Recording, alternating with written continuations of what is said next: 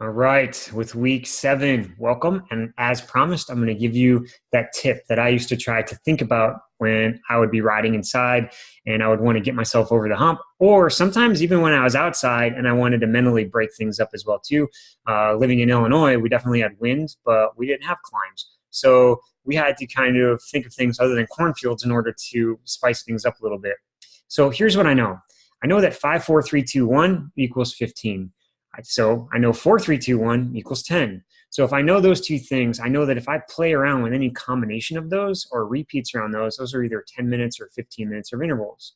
So what I used to do a lot inside was I would say to myself, okay, I'm going to do 4 minutes big gear seated, 4 minutes big gear standing, 4 minutes easy spin, 3 minutes big gear seated, 3 minutes big gear standing, 3 minutes easy spin, and so on all the way down through 1.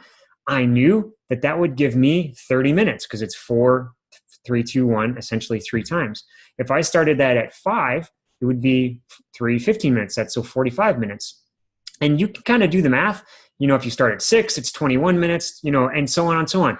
You could do that. And there have been times too that even outside, I would say I would work up where I would say like, okay, I'm going to do 3 sets of 20 minutes.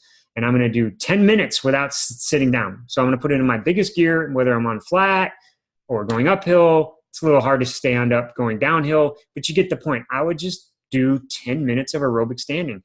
And a lot of times I found that it would strengthen my muscles. It would strengthen my glutes. It would make it just kind of break up a little bit, especially if I was into the wind, because that would get really hard sometimes. Because like I used to say, a wind is sometimes harder than a hill because there's no end to the wind, right, until you turn. So that's a great way to kind of change things up, especially on the bike.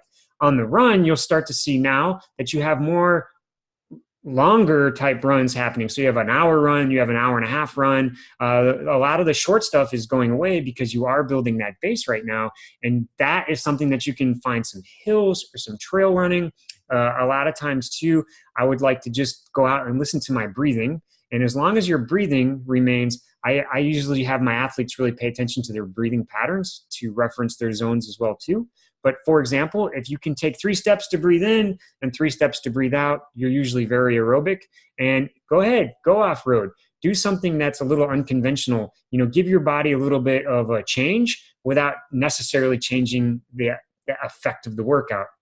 So that's my tips. Next week is another test week. So we're going to check in to see what we've changed.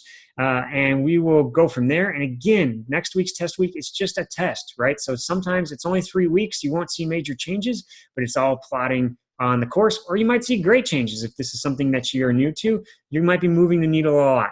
So we'll see you next week in a test week, and we'll go from there.